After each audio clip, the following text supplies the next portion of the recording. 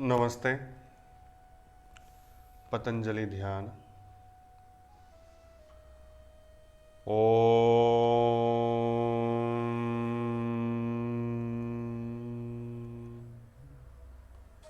योगेन चित्तस्य पदेन वाचां मलं शरीरस्य च वैद्यकेन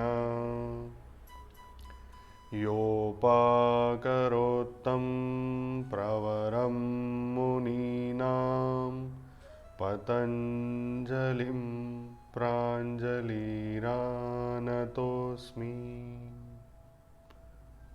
महर्षि पतंजलि को कोटि कोटि प्रणाम। आज का यह पतंजलि योग सूत्र आप ही लोगों की जो कामना है कि हिंदी भाषा में मैं समझाऊं, तो आज मैं हिंदी भाषा में समझाऊंगा।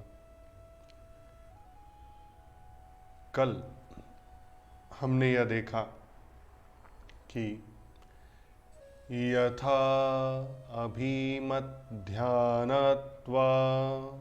इसका अर्थ क्या है? इसका अर्थ यह था कि जिस किसी भी इष्ट में आपको ध्यान करने की इच्छा है, आप उसके ऊपर ध्यान कर सकते हैं। पर इसका अभिप्राय यह है कि किसी भी विषय पर हम ध्यान करें नहीं। जो विषय हमें सच्चिद आनंद की प्राप्ति करवाएगा, उस विषय को हमको लेकर ध्यान करना है। अब महर्षि पतंजलि पिछले कुछ सूत्रों में हमें एक के बाद एक अलग अलग विषयों पर ध्यान करने की, अलग अलग तरीकों से ध्यान करने की हमें प्रेरणा दे रहे हैं। उससे क्या होता है, यह आज के श्लोक में समझाया गया है। परमाणु परम महत्वा अंतस्य वशीकारः। इसका अर्थ क्या है? परमाणु, परमाणु का अर्थ है छोटा सा एटम, मॉलिक्यूल्स, मतलब जो बेसिक यूनिट है हमारे एग्जिस्टेंस का, हमारे जीवन का। और परम महत, महत मतलब पूरा ब्रह्मांड या फिर पूरा विश्व। उसमें और ये छोटी सी वस्तु में जब हमें समझने की शक्ति और उसके ऊपर हमें कार्य करने की शक्ति मिले और उसका वशीकरण हो, वशीकरण का अर्थ यह नहीं कि कंट्रोल, उसके ऊपर हमें ध्यान करने में सुलभ हो और उसके साथ साथ हमें उस चीज़ का पूर्ण रूप से ज्ञान हो, इसे वशीकार कहा जाता है। वशीकरण का मतलब किसी के ऊपर कंट्रोल नहीं होता है। वशीकरण का अर्थ ये होता है कि हम हमारे चित्त को पूरी तरह से कंट्रोल में कर आगे जो हमारे वस्तुएं हैं उन सब के बारे में ज्ञान प्राप्त करें।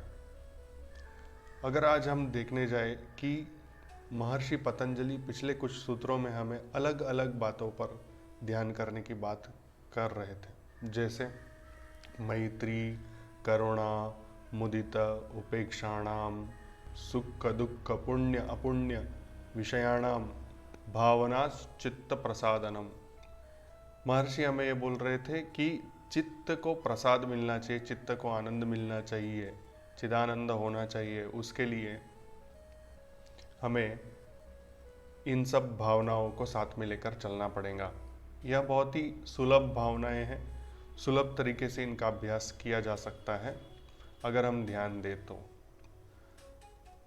फिर धीरे से महर्षि एक स्टेप आगे लेकर जाते हैं। इसमें मुझे इतना समझ में आता है कि महर्षि ने मनुष्य के अलग अलग प्रकार हैं, हमने उस बारे में भी योग सूत्र पढ़ा था कि जो योगाभ्यासी होते हैं वो होते हैं मृदु, मध्य, अधिमात्र और तीव्र संवेगी। इन इन इन प्रकारों में सभी का मस्तिष्क और सभी का चित्त सही तरीके से काम करेगा, सभी का चित्त प्रसाद अवस्था में जाएगा, ऐसा नहीं है। इसीलिए उन्होंने क्या किया, उन्होंने ये कहा कि हर एक के लिए एक छोटी छोटी स्टेप मैं देता हूँ। तो उन्होंने ये स्टेप हमें दिया कि पहले अपनी भावनाओं को सुधारो और सुख दुख और पुण्य अपुण्य से आगे जाओ। यह करने के बाद महर्षि कहते हैं कि अगर वो हो गया तो उसके बाद हम क्या करेंगे। प्रच्छर्दन विधारणाभ्याम वा प्राणस्य। इसका अर्थ क्या है? इसका अर्थ यह है कि हम सांस के ऊपर ध्यान देंगे, प्राणायाम करेंगे, खास तौर पर सांस छोड़ने की जो व्यवस्था है उसकी ओर ध्यान देंगे। यह आगे की एक स्टेप हो गई। उसके बाद महर्षि बोलते हैं विषयवती वा प्रवृत्तिरुत्पन्न मनसः स्थिति निबंधनी। जब भी हम कोई सब्जेक्ट या कोई विषय लेते हैं या फिर कोई प्रवृत्ति करते हैं, उसके तरफ पूरी तरह से मन लगाकर, मनस्थिति को पूरी तरीके से वहाँ पर बांधकर कार्य करने से उसमें हमें सफलता मिलती है। यह आगे की स्टेप हुई। पहले हम समाज के साथ पूरा तालमेल बैठा रहे थे, हमारे शरीर के साथ तालमेल बैठा रहे, शरीर का सुख, शरीर का दुख, शरीर से पुण्य, शरीर से अपुण्य, यह सब की ओर ध्यान दे रहे थे। उसके बाद में हमने धीरे से प्राणों की ओर, मतलब हमारे श्वास प्रश्वास की प्रक्रिया के ऊपर ध्यान देना शुरू किया।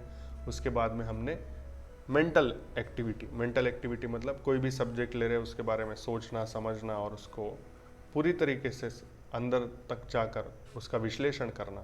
साथ में कोई भी प्रवृत्ति कर रहे हैं, जैसे हम योगाभ्यास कर रहे हैं तो आसन कर रहे हैं, तो आसन करने के टाइम पे सिर्फ शरीर कैसा बन रहा है, शरीर कैसे मुड़ रहा है उसके बारे में ही नहीं, हमारे श्वास प्रश्वास कैसे चल रहा है, हमारा मन किस तरीके से काम कर रहा है, उसके बारे में भी हमने चिंतन मनन करना है।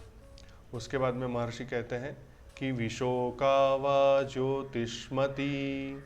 विशोका वा ज्योतिष्मति का अर्थ होता है कि हमारे अंदर से दुख को निकालकर, आलस्य को निकालकर ज्योति के ऊपर ध्यान देना है। ज्योति मतलब कोई भी अच्छा कार्य जिससे करने से समाज में सकारात्मक ऊर्जा का निर्माण हो, उसे कहते हैं विशोका व ज्योतिष्मति।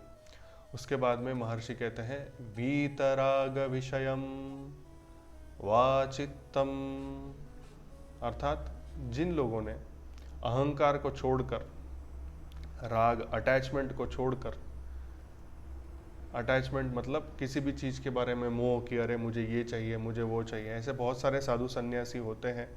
उनके बारे में ध्यान करके, उनके कर्मों के बारे में ध्यान करके, उनकी पर्सनालिटी के बारे में ध्यान करके हम और भी आगे चित्त प्रसादनम की ओर जा सकते हैं। आगे का अभ्यास करने के लिए महर्षि बोलते हैं अभी ये देखिए, पहले शरीर हुआ, फिर प्राण हुआ, ब्रीदिंग हुआ, उसके बाद में फिर मन हुआ।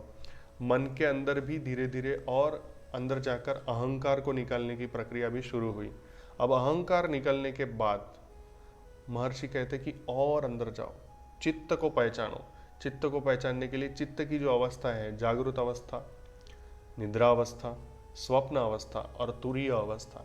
तो स्वप्न निद्रा ज्ञानालंबनवा मतलब स्वप्न निद्रा को जानो, स्वप्न निद्रा के अंदर जो ज्ञान बैठा हुआ है उसको पकड़ो। उसको पकड़ने से हमें चित्त प्रसाद मिलेगा, हमें सच्चिद आनंद की प्राप्ति होगी। और कल जैसे हमने देखा था कि यथा अभिमत ध्यानात्वा मतलब किसी भी इष्ट को पकड़कर, किसी भी इष्ट का मतलब यहाँ पर ये होता है कि हम किस चीज़ के पीछे भाग रहे हैं। हम भाग रहे हैं हमारे अंदर जो मूल स्वरूप में ब्रह्म विराजमान है उसके बारे में हम जानने का प्रयत्न कर रहे हैं। सो उसे जानने के लिए, आत्म स्वरूप को जानने के लिए हमें इन सब अभ्यासों को करना पड़ेगा। और उन अभ्यासों को करने से हमें छोटे से छोटी चीज़ मतलब कि परमाणु और बड़े से बड़ा विश्व, ब्रह्मांड स्वरूप विश्व के बारे में हमें ज्ञान होना शुरू हो जाएगा। हमारा ज्ञान और हमारे चित्त के ऊपर हमारा वश आना शुरू हो जाएगा।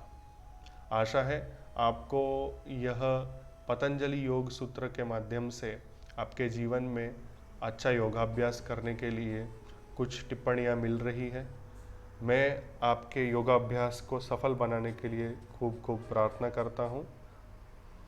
यह पतंजलि योग सूत्र सुनने के लिए और उसमें मन लगाने के लिए आपका बहुत बहुत धन्यवाद। शुभम भवतु।